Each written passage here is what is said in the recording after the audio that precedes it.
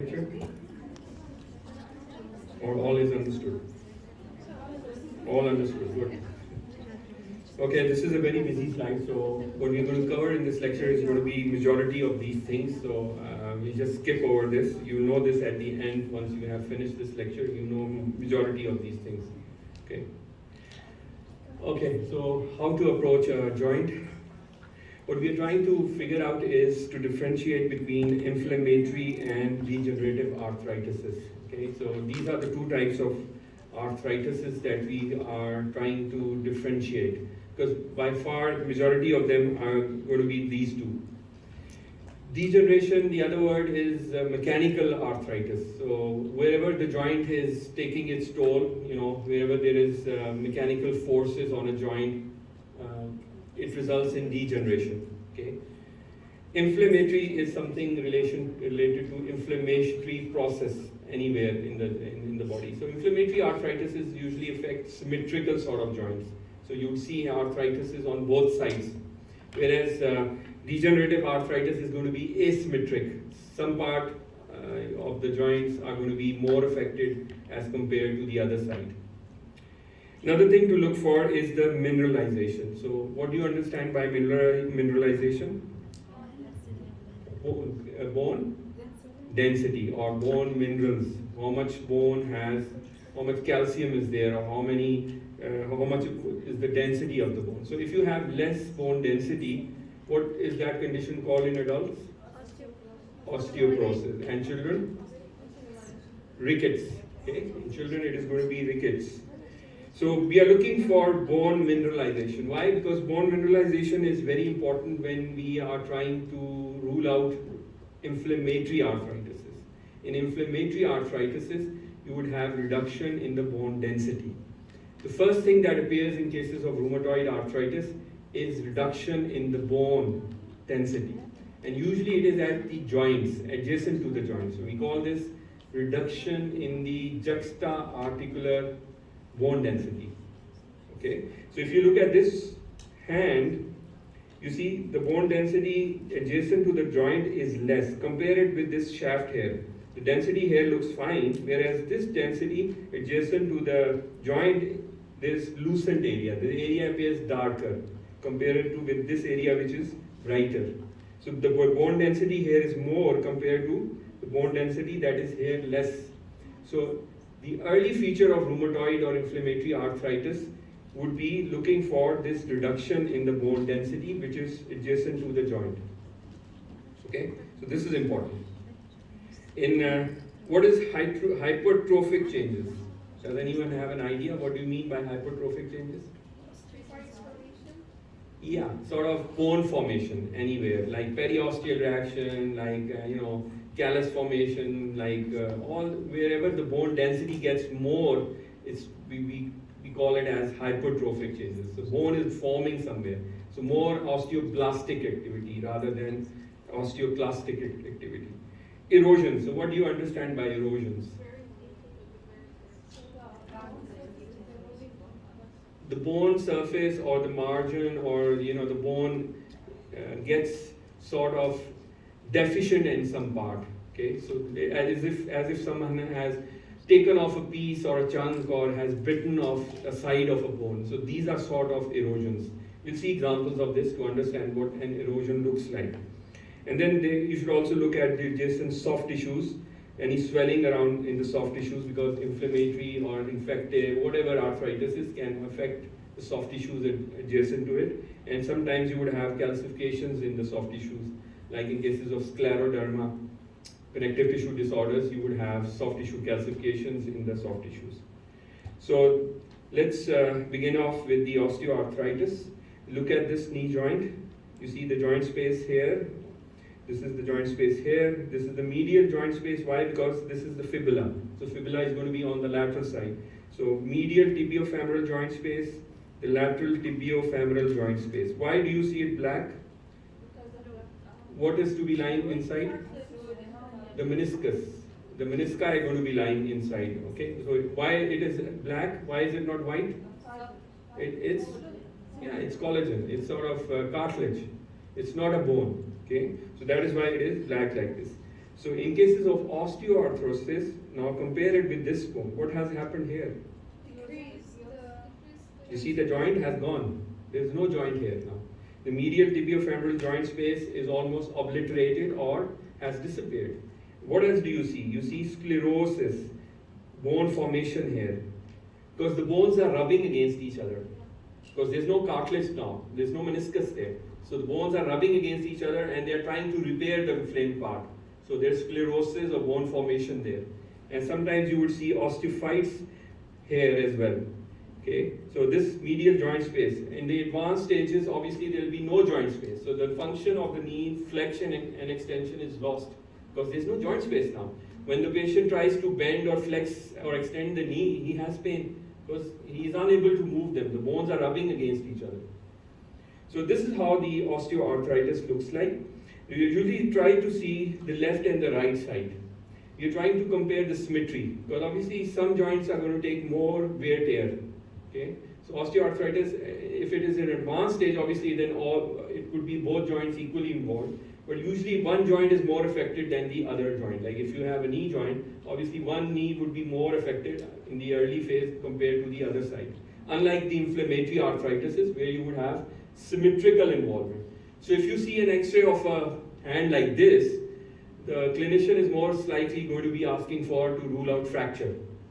If you see both hands like this, then it is going to be comparison because you're trying to compare or look for symmetrical involvement. So this is going to be some sort of inflammatory arthritis. Okay, so if you have both hands, it's more going to be imaging for arthritis. If you have just one hand, then you're looking for something like fracture or some other pathology. So we did this last time, the imaging modalities. We talked of X-ray, CT, MR, nuclear. So we're not going to go into that much detail this time. We are just going to focus on how to differentiate between the various arthritises. Osteoarthritis, rheumatoid arthritis. By far, majority of the time in daily practice, I have to differentiate between these two. The others, I rarely see them. Okay, the others I rarely see them. I hardly see 3 or 4 cases in an year, whereas I see these two daily, almost daily. Okay, so if you are able to differentiate between these two, you can differentiate between 90% of the time. Okay, so osteoarthritis is a mechanical or degenerative arthritis, whereas rheumatoid arthritis is an inflammatory arthritis. These are also inflammatory arthritises. But these are seronegative arthritises. The others are the seronegative arthritis. They don't have rheumatoid factor positive.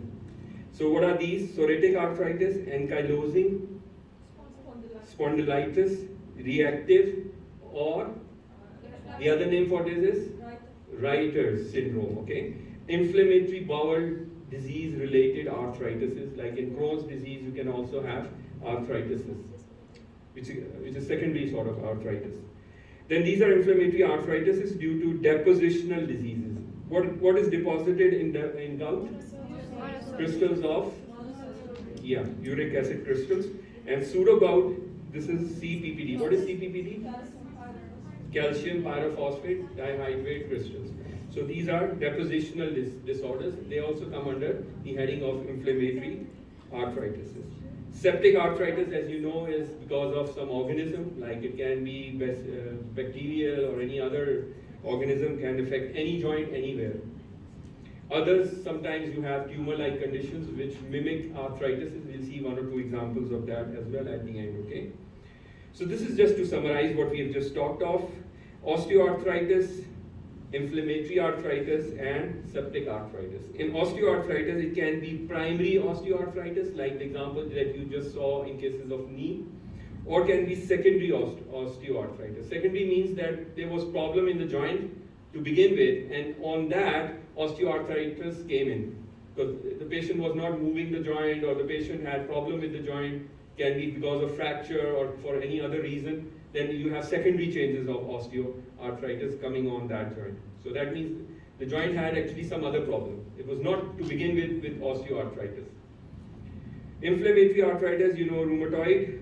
We talk of psoriatic, which is seronegative, and sometimes you have these depositional disorders, gout and pseudo-gout, which also come under inflammatory arthritis. Okay, so what about the distribution? Where the joints are involved? Because this is very important. If you're trying to differentiate between osteoarthritis and rheumatoid arthritis, we must know which joints are involved. So the easiest way to remember is by just focusing on the wrists, because in rheumatoid arthritis, the changes that appear are going to be affecting the hands and the feet before the other joints. So if you are going to pick them up early, you should have these hands before you. Okay. So, and it makes life easy as well. So if you just remember this, osteoarthritis, it's going to be the distal interphalangeal joints, like the distal interphalangeal joint and the proximal interphalangeal joint. These two are going to be involved in cases of osteoarthritis. In rheumatoid arthritis, it is going to be the metacarpophalangeal joints. These metacarpophalangeal joints, which are more going to be involved. And you would have these carpal bones in the wrist, which are going to be involved. So if you are able to, if you just remember these two differences, you'll be able to differentiate between them. So if distal ones are involved, it's going to be osteoarthritis. If the carpals are involved and the proximal ones like the metacarpophalangeal joints are involved, it's going to be rheumatoid arthritis. One more thing to remember, the rheumatoid arthritis affects the ulnar side of the wrist. So you would have erosions of the ulnar styloid process, and it would affect the extensor carpi ulnaris tendon, which lies on the ulnar side. So this tendon gets inflamed. You would have fluid in the tendon, around the tendon, within the sheath. We call this as tenosynovitis. I'll talk of this later on. Whereas if you have changes at the base of the thumb, it is going to be osteoarthritis.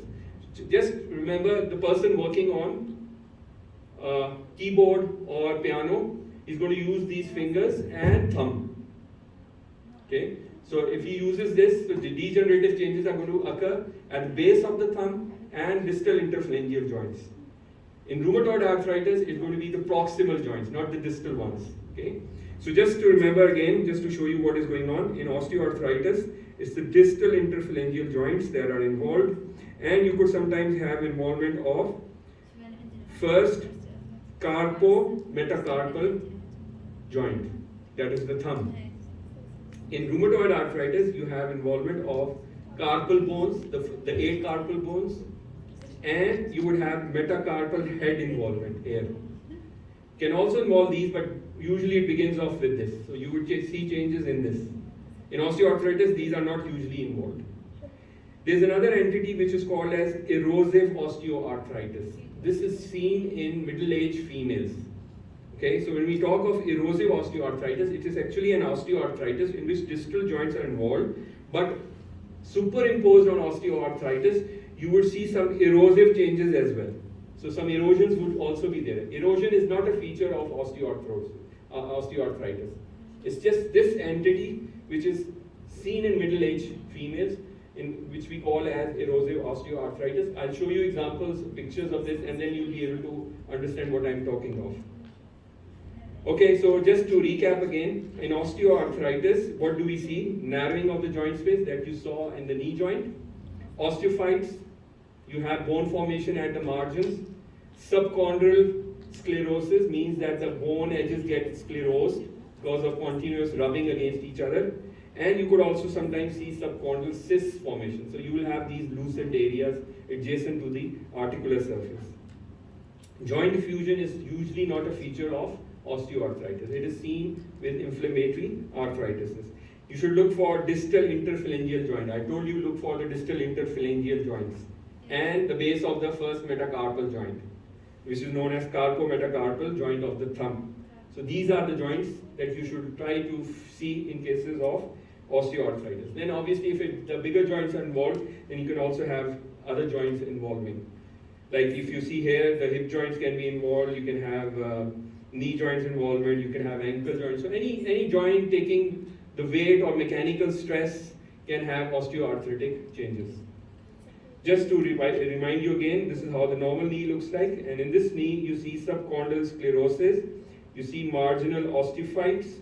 Okay, sometimes there's spiking of the tibial spines.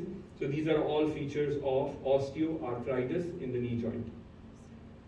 So what actually is going on? This is how the normal looks like. Knee looks like it's a synovial joint. You have the cartilage here. So the cartilage gets eroded in the early phase, and then you have these bony fragments coming off the margins. So this is the debris which is lying inside the joint. And in the later phases, in advanced stages, there is no joint space and the bones get sort of fused with each other or ankylosed with each other. So all these arthritises at the end get fused with each other. So there is no bone, it looks like as if both bones have joined together. So there is no joint remaining there.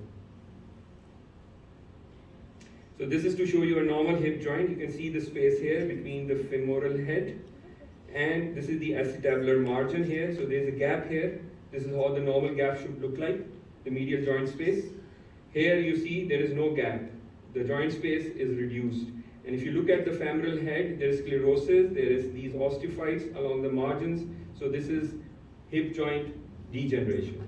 So the joint space reduces, there is subchondral sclerosis, there is osteophyte formation, and if you look carefully, you can see these loosened areas here and there. These are the subchondral cyst formation. So if you do an MR, you will be able to see these cysts in the marrow. You will see the marrow signals of cysts inside. So these are the 4 things that you should look for in cases of osteoarthritis. First of all, joint space reduction, subchondral sclerosis, marginal osteophytes, and subchondral cysts. So these all go into osteoarthritis. Okay, so where is that normality in these hands? Are these normal?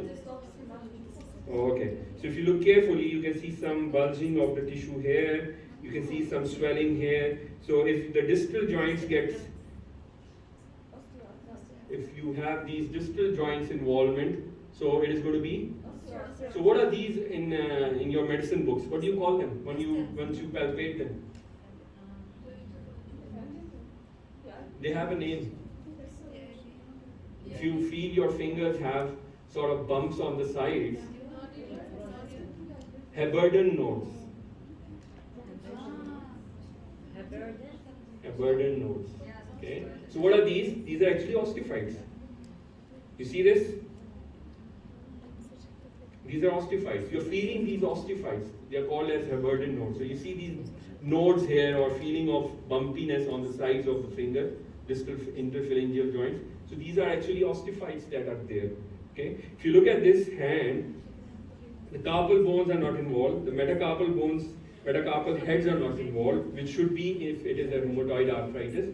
All that you see is osteophytes here in the distal interphalangeal joints. So distal interphalangeal joints are involved. So these are Heberden nodes that you feel on palpation. And if you do an X-ray, you'll find that these are actually the osteophytes that are lying on the sides of these joints. And obviously you see the joint space is reduced and you have subchondral sclerosis here. Doctor? Yes? The proximal and the medius picture is not a The proximal? Yeah, the proximal and the You're talking of this? below it. This one? This, the bone above it. This one? You're talking of this? No, the same one that you just. Hmm? Yeah, go down. Here? The bone and above the junction. No. I don't know which one you are talking, referring The to. bone itself, not Which the finger joint. are you? First tell me the The finger. bone in the middle. Bone in the middle. So you're talking of this one here? Yeah, the ending. Okay, so it's just that this looks like juxta-articular osteopenia, but it's just projectional. Okay, the bone is not that bad. You see, the density is okay. It's just that this is some, this finger is not straight like this. Had it been, it's sort of, it's angulated. Okay, so just don't consider this for the. It's not a good image for measuring the bone density. I'll show you more examples of this. Okay, so elbow joint can also have osteoarthritic changes. Look at this elbow joint space. Compare it with this one. What happens here? Joint space reduced, subchondral sclerosis. You can have these tiny cysts. So this is all osteoarthritic changes.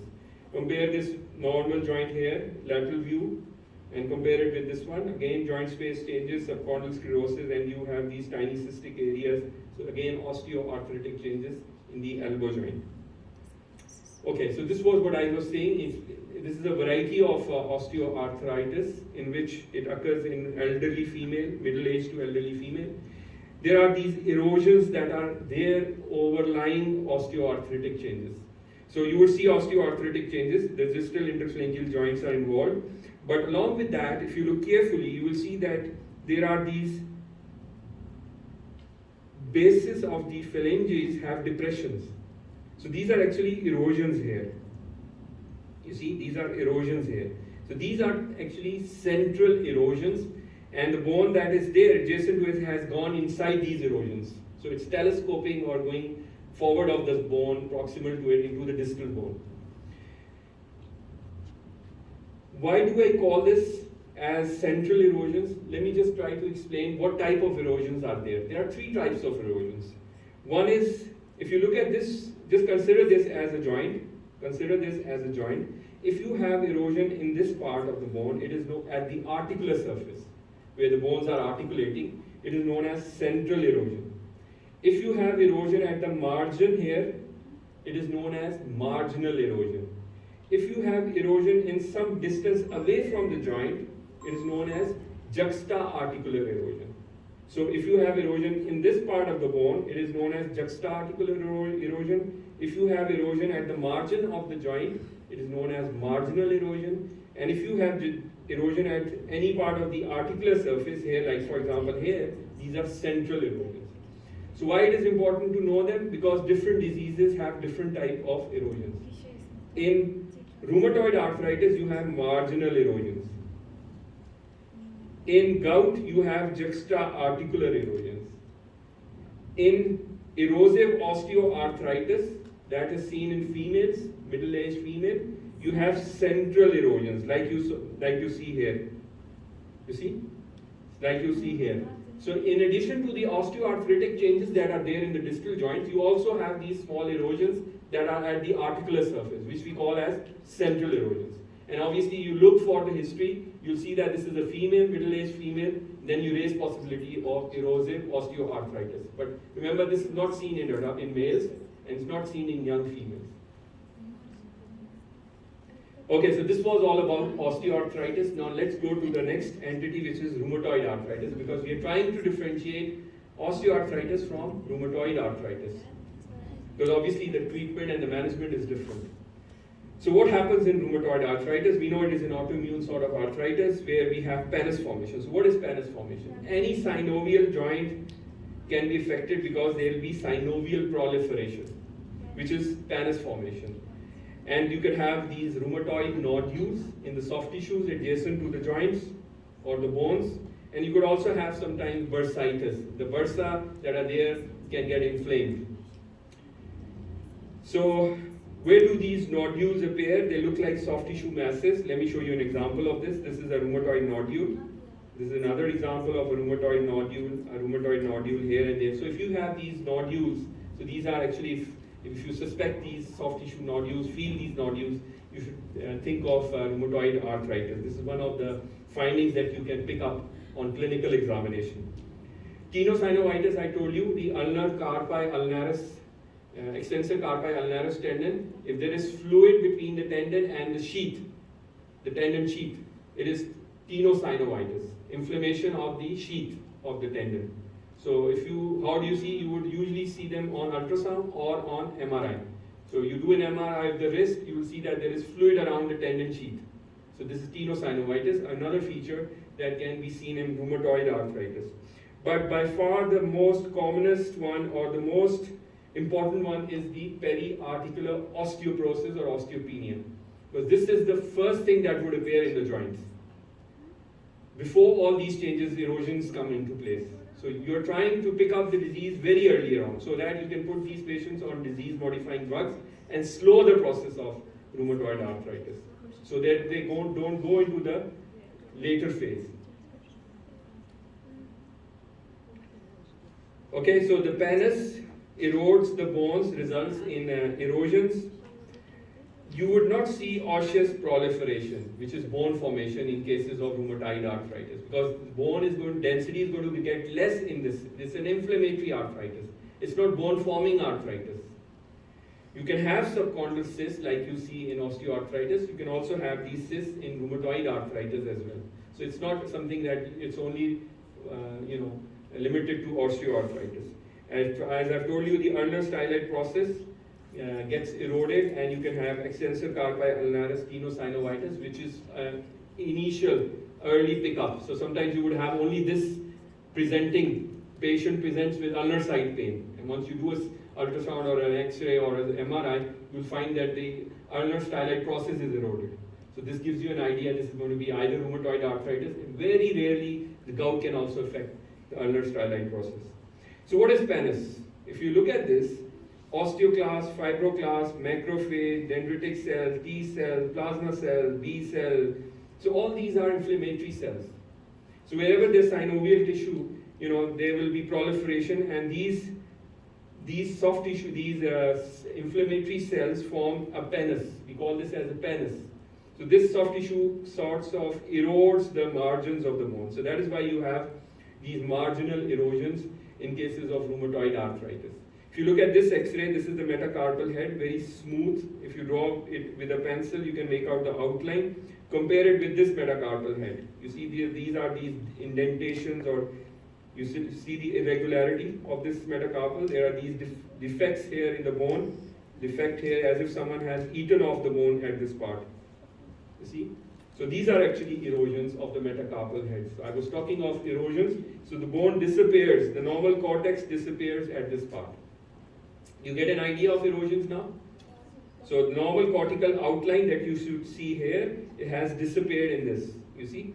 These are all metacarpal heads. And why do this happen? I've told you these are inflammatory markers, or these cells are there which form the pannus, and they start eating off the bone from the sides. Okay, so this is why it happens. And obviously there will be swelling all around. Another example of erosions, yes? So this Marginal. So another example of rheumatoid arthritis, you see marginal erosions here. This is another erosion here, this is another erosion here, this is another erosion, as if someone has eaten off the margin or the corner of the bone. See, someone has taken a bite off the corner. So these are erosions that are there. If you do an MR, you'll see that the metacarpal heads have this pannus around, which is an inflammatory tissue, and it would enhance with contrast. So this is a post-contrast MR showing you pannus tissue here and along the ulnar styloid process. You see the ulnar styloid process, and there is also all pannus in the metacarpal head. So the erosions have not yet taken place, but you can see the inflammatory tissue all around. So these are the areas: metacarpal heads, the wrist carpal bones, and the ulnar styloid process that gets involved in cases of rheumatoid arthritis. So MRI is also helpful to pick up these early erosions and inflammatory tissue there. Okay, so this is how the early rheumatoid arthritis presents. There's obviously swelling of the metacarpal head here. You see the swelling here of the joints, and this is when the disease gets quite progressive. So you would start seeing deformities now. So there is ulnar drift. So there is these fingers going towards the ulnar side. So ulnar drift starts, or subluxations. What is the difference between subluxation and dislocation? Yeah, subluxation means some part of the bone is still in contact. So these are subluxations that are taking place. So ulnar drift, ulnar sided deviation of fingers. So deformity is not coming in cases of rheumatoid arthritis. This is the X-ray showing you the ulnar drift, okay, the deformities, and this is where the metacarpal heads are abnormal, okay, and obviously the carpal bones are also eroded. So the disease process is in the carpal bones and the proximal metacarpophalangeal joints, okay. So ulnar drift, this is showing you the deformity that has come in with rheumatoid arthritis. In your medicine, you must have seen this picture: swan neck deformity like this and boutonniere deformity like this. So these are again deformities that occur in cases of rheumatoid arthritis, and this is subluxation at the thumb. Okay. This is an advanced stage where there is carpal erosion, and look at the radius and ulna. You see this ulna? The end of the bone is all destroyed or resorbed. There's resorption there. It is just as if it has disappeared. And obviously these carpal bones are abnormal. The bone density is also abnormal. If you look at this again, the metacarpal bases are abnormal. You don't see any carpal bone here. All are destroyed or resorption has taken place. So you don't see the carpal bones, the 8 carpal bones are disappeared. And what has happened to the distal end of the ulna and radii? Look at this radius, deformed radius and deformed ulna. Okay? And again there is ulnar deviation, ulnar drift of the fingers, subluxation at the metacarpal heads. So these are all advanced stages of rheumatoid arthritis, what you see on x-rays. This is the foot x-rays, I mean the toes. Again, you can make out punched out lesions at the marginal erosions here. These are big erosions. Okay, so this is a big erosion, as if someone has taken off a chunk of bone from the metacarpal head. Sorry, this is metatarsal head. So this is foot. Another example of metatarsal, subluxation here, as if someone has eaten off a bone piece here. So deformed. Look at this normal metatarsal head. And look at this abnormal metatarsal head. This is the fourth toe. So again, features of rheumatoid arthritis. So these are all erosions that you see. The hands and the feet get involved earlier on. Sorry? Oh yes, this is subchondral cyst. So you can also have subchondral cyst. Good pickup, yes. So this is another example of subchondral cyst. Okay? So loosened areas here, this subchondral cyst. You can also have these cysts in osteoarthritis, but these are also features in rheumatoid arthritis. But look for these erosions. See, someone has taken off a piece of bone here. So again, big toe involvement, rheumatoid foot. Once the hand and the feet get involved, the bigger joints also can get involved. The ones wherever there is synovial joints, they can all get involved. So knee joint, you can have joint diffusion here. You can also have involvement of the atlantoaxial joint, the first and the second cervical vertebra.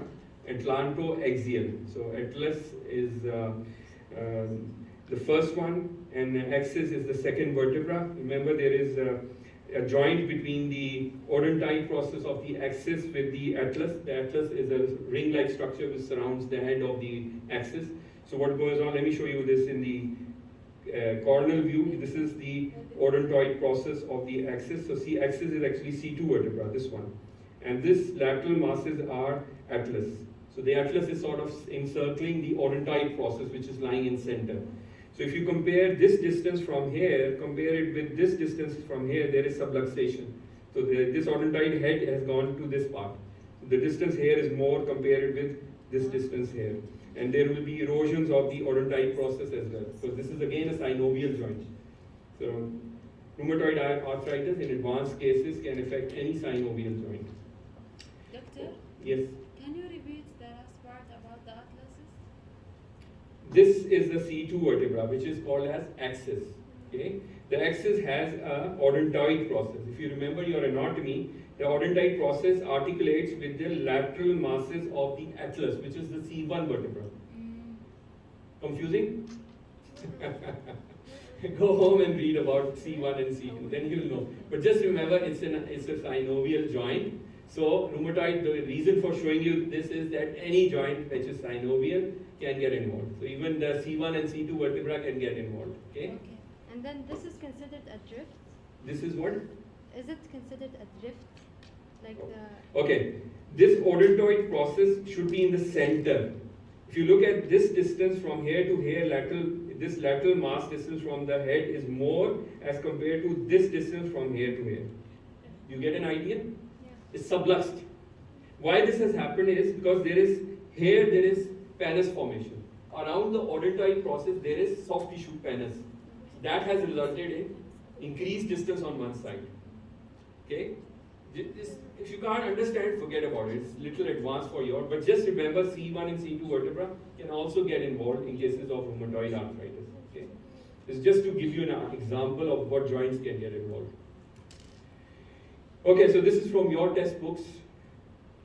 Just to summarize, rheumatoid arthritis affects the metacarpophalangeal joint. It infects the proximal interphalangeal joints.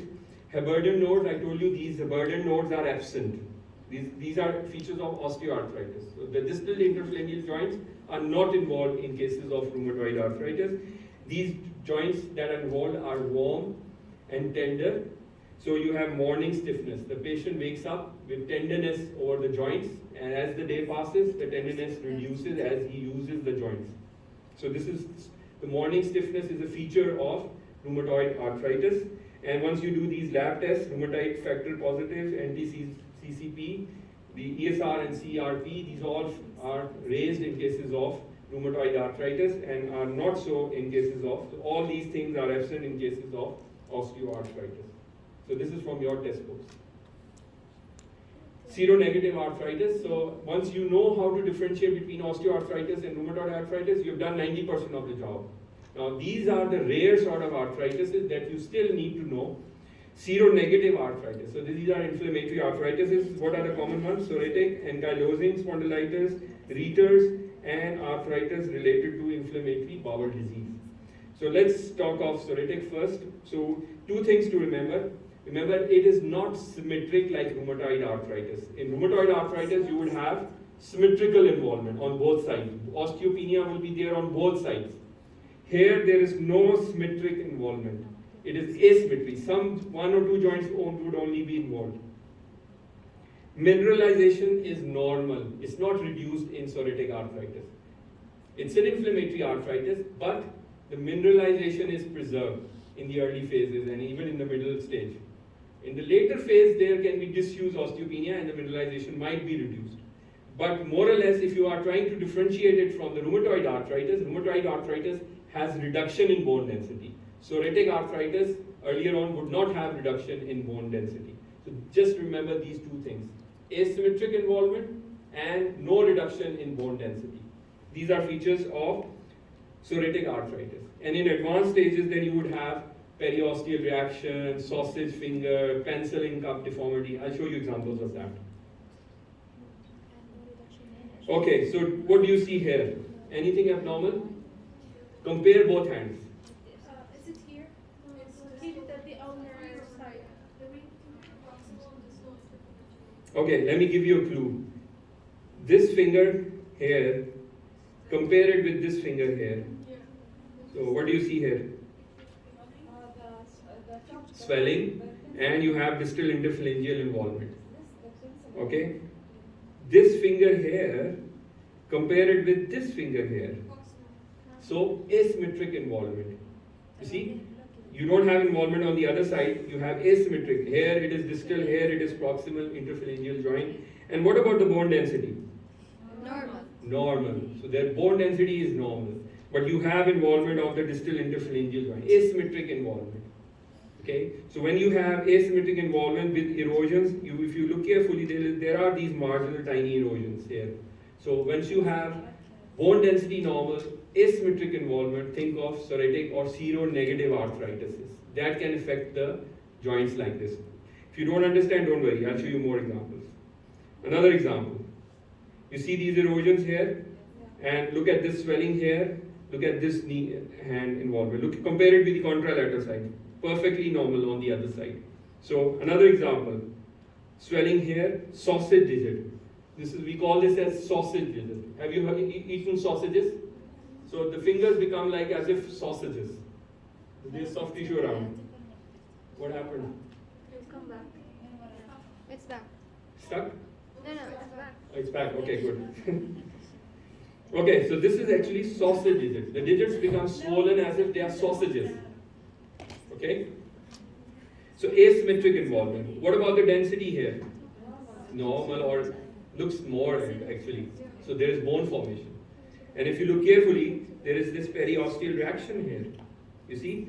Fluffy periosteal reaction here. So bone formation or hypertrophic changes is a feature of psoriatic arthritis, not a feature of rheumatoid arthritis. Rheumatoid arthritis does not form bone, or it is as arthritis, inflammatory arthritis with reduction in bone density, not bone forming arthritis. Okay, so asymmetric involvement and the bone density are very important when you are trying to differentiate psoriatic from rheumatoid arthritis.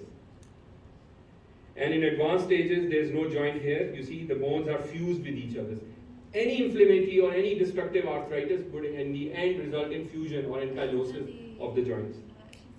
So in advanced stages, like in rheumatoid arthritis, you saw that ulnar drift and you saw all the erosive changes in the carpals.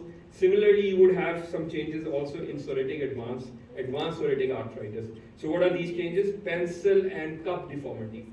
So if you put a finger or a bone in a sharpener and just sharpen the end, so the ends will get pointed. Okay, so it becomes as if it is pencil-like. Then there's another thing, telescoping of the bone. The bone looks like as if it has telescope or gone inside the adjacent bone. So let me show you this, how it looks like. This is the pencil-like bone. You've put it in a sharpener and you've sharpened the end. It becomes pointed. And if you look at it, pencil in cup deformity. So this is a cup and this is a pencil. So cup and pencil deformity, when you see this is a feature of advanced psoriatic arthritis. And you look at the bone density is normal. Okay? So these are the advanced deformities that you see in cases of psoriatic arthritis. And obviously there is destruction. Arthritis mutilans is the advanced stages, destructive joint. If you do SI joints, you will see erosions at the SI joint. If you compare this side, the margins are very straight. Here the margins are fuzzy. If you do CT scan, you'll see the margins are smooth. You can draw it with a pencil. But here, if you look at the margins, they are irregular. And the joint space has increased. There's some changes also on the sacral side. Remember, the antero-inferior aspect of the SI joint is a synovial joint. So the changes first take place at this part, antero-inferior part of the SI joint. Okay, so antero-inferior part, and the iliac bone is more affected in cases of rheumatoid or any inflammatory arthritis. So this is how the sacroiliitis looks like, and in advanced stages, there will be changes also on the sacral side, and then both these joints get fused with each other. Ankylosing is the end stage of every arthritis. Okay. Doctor? Yes. The density here is normal? This density is normal, but this looks less. Okay. Ankylosing spondylitis. So what do you know of ankylosing spondylitis? It's self-explanatory. Ankylosis means fusion. Ankylosis means fusion. So what is fusing? SI joints and the vertebral bodies. So you have these vertebral bodies that become square-shaped, enthesitis. These are syndesmophytes or osteophytes around the vertebral bodies. The interspinous ligament posteriorly gets calcified. So it looks like as if the spine is a single sort of bone. So the spine gets fused with each other. The vertebra get fused with each other. Similarly, the SI joints get fused with each other. So you'll not see any joint space in between the SI joints. So ankylosing spondylitis is an inflammatory arthritis, again autoimmune, where it affects the SI joints and the lumbosacral junction. The joints in the vertebral bodies are affected. There are erosions. First on the iliac side, I have just told you in the early phase there will be erosions on the iliac side, antero-inferior aspect, and later on obviously the sacral side would also get involved. Okay, and eventually it will result in fusion of the SI joint. So this is how it looks like. Earlier on there will be changes, erosive changes on the iliac side. Then there will be fusion in the later forms, and you will hardly see a joint space. So if you don't see a joint space, SI joint space, that means it has fused or ankylosed. So ankylosing spondylitis is advanced stages. And similarly, you would see squaring of the vertebral body. Enthesitis is inflammation of the ligaments. Then you would have bridging syndesmophytes, which are actually osteophytes, flowing osteophytes all around the vertebral body, anteriorly and laterally. And then you would have intraspinous ligament. So how does it look like? This is how it looks like. The spine looks like as if it's a single bone in the center. Now the problem with this is the spine gets very rigid. You know, the spine is a flexible sort of thing. So once these patients fall, they have chances of fracturing their spine. And what happens with the fracture is the spinal canal has the cord inside, that also gets transgressed. And they can become paralyzed for life. Because obviously the bone has, the spine has shattered itself, and the canal would also be infected, whereas the cord is running through it. So they should be very careful not to sort of, have injuries to the spine. And if you look at the SI joints here, again, they are fused with each other. So we call this as bamboo spine. This is what is written in your books, bamboo spine. So this is how the bamboo spine looks like. If you look at it in the spine, in the cervical spine, this is what the bamboo spine looks like, as if these all vertebral bodies are square-shaped, and are joined together, fused together. If you look at the lumbar spine, this is bamboo spine on the lateral view. Looks like as if all these bridging osteophytes are resulting in joining these bones together. Okay, so this is how it looks like. Okay, so another inflammatory arthritis is depositional disorder, CPPD, calcium pyrophosphate dihydrate crystal deposition. Now, just to remember, it's a type of osteoarthritis which has an asymmetric involvement, and the way to identify is there will be calcium deposition in the soft tissues. So where to look for these calcium depositions? You should look for them in the cartilages or near the metacarpal heads. There will be no erosions. So it's not an erosive sort of osteoarthritis, it's just a depositional arthritis. So if you look at the knee joint, you see this calcium deposition results in, what is this structure here which gets calcified? Menisci. So these are the menisci that get calcified in the knee joint. If there are degenerative changes more in the patellofemoral articulation compared to the tibiofemoral articulation, like you saw in the first example of the knee joint, then think of CPPD. Because CPPD affects this joint more as compared to tibiofemoral joint. And if you do the x-rays for the hands or the toes, the metacarpals or tarsals would have this calcification in the soft tissue. So this is deposition of calcium pyrophosphate dihydrate crystals here around the metatarsal head. Remember, the bone density is normal, there are no erosions. So it's a sort of degenerative arthritis in which there is deposition in the soft tissues. And you can sometimes also see subchondral cysts like this. Okay? And you can see cartilage calcification, the triangular cartilage on the ulnar side gets calcified. Okay, I think this is probably the last one, the Reiter's arthritis. The other name for this is Reiter's reactive arthritis or Reiter's syndrome. Syndrome means it must have 2-3 more things with the arthritis. So what are the two things? Conjunctivitis and urethritis. So in males, you would have conjunctivitis and urethritis and multiple joints that are involved. So these three things make up syndrome, which is Reiter's syndrome or reactive arthritis. It is usually a bacterial infection which follows bacillary dysentery or some venereal infection like sexually transmitted infection. These patients have remission and relapses in 20% of cases. So multiple joints can be involved. So you have arthritis, different joints involved, and once you take the history, you'll find out that these patients have few more things that point out towards Reiter's. Like you can have conjunctivitis or urethritis. You can also have these mucocutaneous lesions, these ones in the tongue, in the skin. So you could have these lesions as well, which can point out. But I haven't seen one case in my practice yet, okay? Because it's not common in this part of the world. Okay. You can also have swollen joints like this. Multiple joints can get involved. But remember, this is bacterial infection. Okay, so gout is quite more common. What is gout?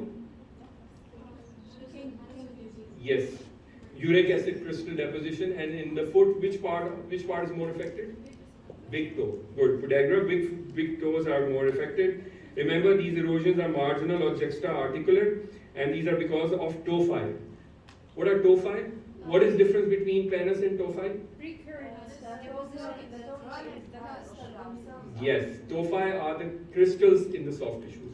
The penis is the synovium, hypertrophic synovium tissue in rheumatoid arthritis. So don't mix them up. Penis is something else, tophi is something else. Okay, so I was telling you the tumor-like conditions which look like as if they are arthritis. So what do you think is abnormal in this? Big toe is destroyed. So there is a soft tissue swelling around the big toe, and the metatarsal head is all eaten up or eroded.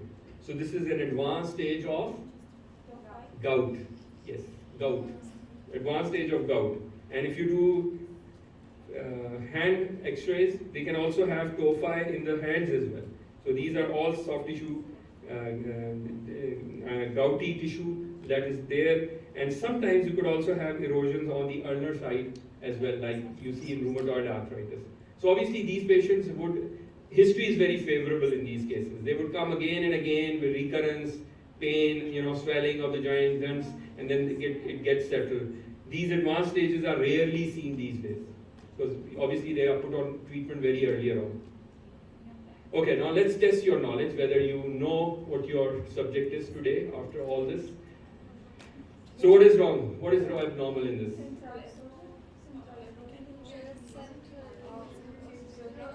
This is the pencil. Osteoarthritis. Why not rheumatoid? Okay, good. So you picked up these central erosions, and so it's an osteoarthritis. And most likely, if it's a female, given you history of female middle age, then it is erosive osteoarthritis. If it's a male, it cannot be erosive osteoarthritis. Okay, then it's simple osteoarthritis.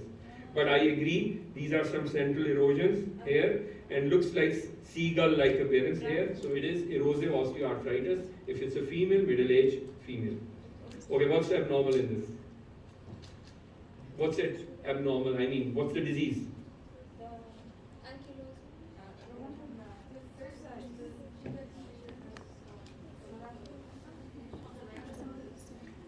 In rheumatoid, what joints are involved? Metacarpophalangeal and carpal joints. Are they involved? No, we have decreased density at the ends of the bone. Okay. Are these carpal joints involved? No. Are these metacarpal joints involved? No. So it cannot be rheumatoid. Osteoarthritis. Where are these joints? Are these involved? Yes. Are these involved? Yes. Are these involved? So both sides are involved. Okay. And what about this? We can't. Didn't I tell you the first carpometacarpal joint? So when it is involved? Osteoarthritis. Distal interphalangeal joints and carpometacarpal joint. Typing pianists, they have this deformities. I mean these changes, the burden nodes. Don't forget this. So this is osteoarthritis.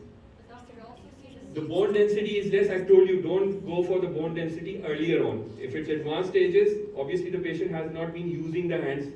This disuse osteopenia. Yes? We also see the seagull. Yeah, that can be there because once you have these osteophytes, they appear as if they're a seagull. So But you have to look carefully for central erosions. So is the seagull a feature of osteo? Seagull appearance is actually more of a picture of osteoarthritis. Okay? Doctor, but we have decreased density here, right? Yes, you have decreased density, but I told you you must look for the other things as well. Just don't focus because decreased bone density is going to be initial phase of rheumatoid arthritis. All arthritis is at the end when they don't use their hands and fingers, the bone is going to come down because of disuse. Okay. So what is this now? It's already labeled.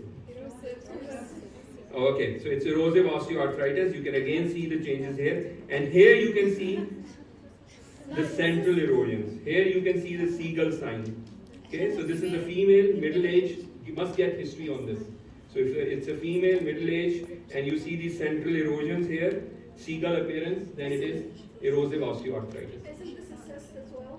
The central erosion and the. This one? Yeah. Yeah, this is central erosion here.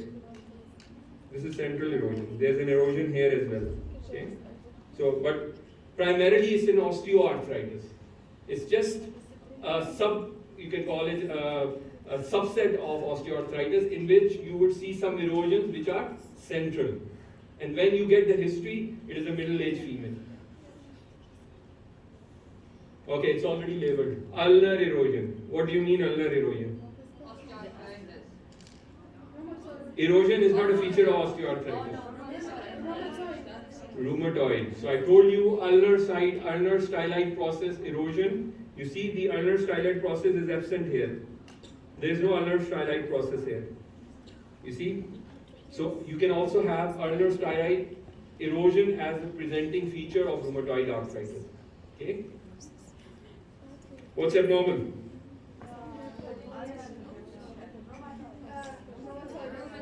Why?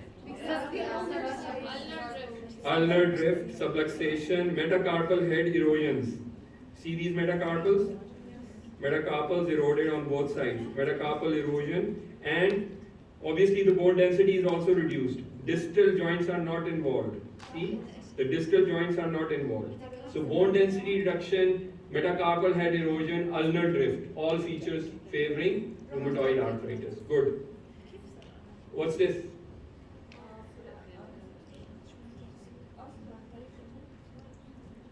It's already labeled ulnar, carpal, metacarpal erosions. I made your life easy. Rheumatoid. All features of rheumatoid. You see all carpal bones eroded. You see these bones? Not normal looking bones. You don't see the joint spaces. Do you see the joint spaces? You don't see the joint spaces. Look at these joint spaces. This is normal. But what about this? So carpal bones abnormal, bone density reduced, metacarpal erosions. You see these erosions here? You can also have proximal phalanges involvement. In advanced stages, you can have that as well. But primarily the changes are involving the carpal bones and the metacarpal bones. And you have bone density, which is reduction. So this is, and if you look at the ulnar styloid process, again there is abnormality on the ulnar styloid. There's swelling here on the ulnar styloid. Okay? So this all goes in favor of rheumatoid arthritis. It's not osteoarthritis. Osteoarthritis would not affect carpal bones. It would not affect metacarpals. So put all of the things together and then you will be able to differentiate. It's very simple. Osteoarthritis affects distal ones. If you have proximal involvement, it is rheumatoid arthritis. Carpal not involved. So, is it osteoarthritis? Yes. Are the distal ones involved? No, it's not. What about this? Yes, this is involved. This is involved. This is involved. This is involved. Asymmetric involvement. What about the bone density? Normal. Normal. So, psoriatic arthritis. Asymmetric and bone density preserved. And if you have some erosions, you see there are some marginal erosions here. You see this erosion here. See erosion here. So, it's a psoriatic arthritis. Clear? Just remember two things. Bone density normal, erosions there, asymmetric involvement. Can you Go back to this one or this one? Yes. Do we see an osteophyte at the carpal, not metacarpal pulp? Which finger? The base of the pulp. This one? Yeah, above. Yeah, the one. This one? Yeah. This is sesamoid bone. This is a sesamoid bone of the metacarpal head. Okay, this is just a necessary bone, so it's not abnormal. Sausage finger. Does it point something? Yes. What? Psoriatic arthritis. So you have these fingers that are sausage-like. You see this swelling around, and you have this asymmetric involvement, and the bone density is normal again. The bone density is normal. You have swelling of two fingers, which is asymmetric involvement. You don't have it on the other side. So this is psoriatic arthritis. Pencil in cup deformity. Does it ring a bell in your head? Yes. What? Which one? Ankylosing. CCP. Pencil in cup deformity. You sharpen the bone. Psoriatic. Psoriatic arthritis. Psoriatic arthritis. Pencil in cup deformity, sausage finger. These are both features of advanced psoriatic arthritis. Okay. If I say why is it not rheumatoid arthritis? The bone density is less.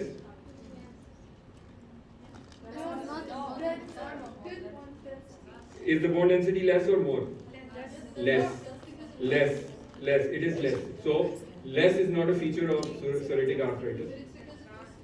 Disuse. It's an advanced stage. When you have this sort of pencil in cup deformity, you see, this is the cup and this is the pencil. This is the cup, this is the pencil. You see, pencil in cup deformity, carpal bones not involved. If it was rheumatoid arthritis, the carpal bones must have been involved by now, because the deformities are very advanced. By now, there must be erosions in the carpal bones. There must be erosions in the metacarpals by now. So it doesn't fit into rheumatoid arthritis despite the bone density being less. Okay, as I've told you, bone density initially would be less in rheumatoid arthritis. If it's an advanced stage, all diseases will result in reduced bone density. Okay, so you must know the deformities, the name. Sausage digit, pencil in cup deformity is the features of psoriatic arthritis. Clear on this, everyone? Okay, so you need to know the history, which is very important. You need to know the presentation, like morning stiffness. Then, when you have to differentiate between inflammatory and non-inflammatory arthritis, and obviously the imaging is going to only help you. The history and the clinical examination, like the rheumatoid nodules and the involvement, the burden nodes, these all features would suggest or give you a diagnosis. Imaging is just to look for what sort of disease process or how advanced the disease process is there. Understand? But it's all clinical diagnosis. Arthritis is all clinical diagnosis. Okay? Thank you very much. Thank you, doctor. Okay. Attendance, please. Yes, please. Last we didn't finish the session. Don't worry, that's going to come in the next